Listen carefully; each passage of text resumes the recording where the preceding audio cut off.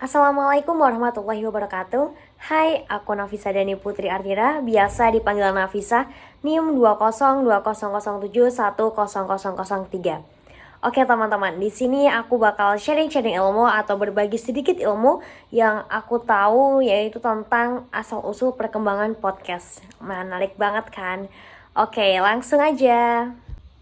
Oke teman-teman, sebelum aku ceritain atau aku jelasin tentang asal-usul podcast, aku juga mau berbagi ilmu tentang apa sih podcast itu, biar kita mengenal definisi dari podcast itu sendiri.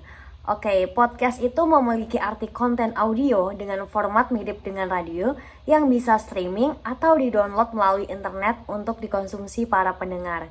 Selain itu juga podcast adalah serangkaian kata yang diucapkan atau sebuah episode audio yang semuanya berfokus pada tema atau topik tertentu. Misalnya tentang startup, seperti cerita horor, ataupun curhat-curhat. Nah, di podcast juga kamu bisa berlangganan dengan aplikasi podcast di ponsel dan mendengarkan setiap episodenya kapanpun kamu mau. Bisa dengan menggunakan earphone ataupun lewat speaker. Podcast juga dapat diakses dengan menggunakan jaringan internet dengan baik dengan cara diunduh atau streaming. Walaupun format podcast atau sinar mirip dengan radio, podcast memiliki banyak kelebihan. Apa aja sih kelebihan podcast daripada radio? Yang pertama, tidak bergantung pada gelombang frekuensi tertentu. Kemudian ada sifatnya on demand, sehingga kamu tidak usah menunggu jadwal siaran seperti radio.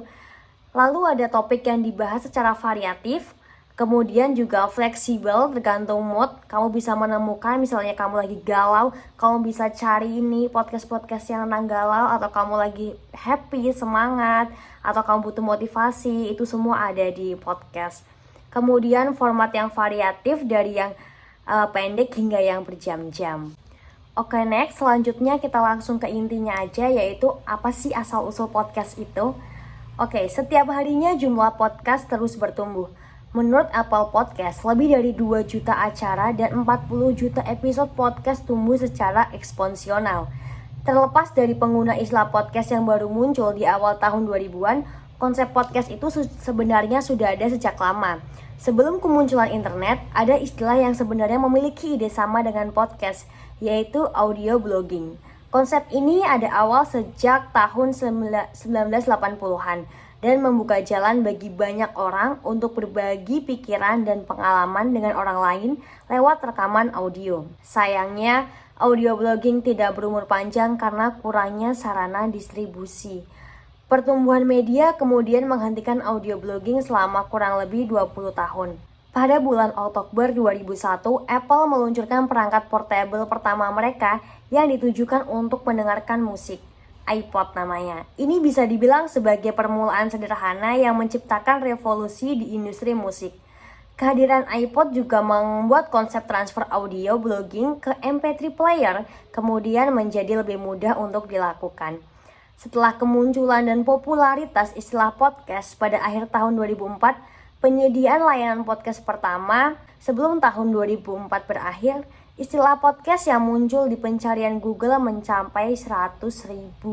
Wow, memasuki tahun 2005, Apple secara resmi menambah fitur podcasting ke iTunes Music Library milik mereka. Selama interview di D3, Steve Jobs menunjukkan bagaimana setiap orang bisa membuat podcast sendiri lewat Mac, kemudian dibagikan kepada siapa saja yang mereka inginkan. Kemudian podcast mulai menarik perhatian banyak orang. Tak lama setelah itu, tahun yang sama, podcast diapuk sebagai Word of the Year oleh New Oxford America Dictionary.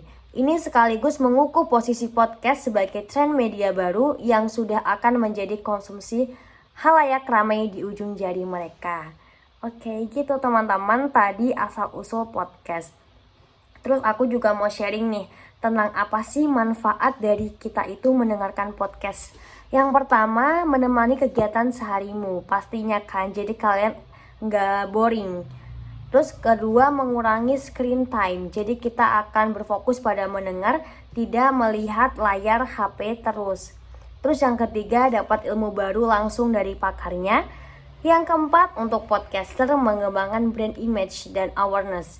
Kemudian yang terakhir, untuk podcaster juga mudah untuk dimulai. Oke teman-teman, mungkin hanya itu yang aku mau sharingan ke teman-teman atau berbagi sedikit ilmu yang aku tahu tentang podcast ataupun asal-usul podcast. Kalau ada kurang dan salahnya, aku mohon maaf. Thanks and bye. Wassalamualaikum warahmatullahi wabarakatuh.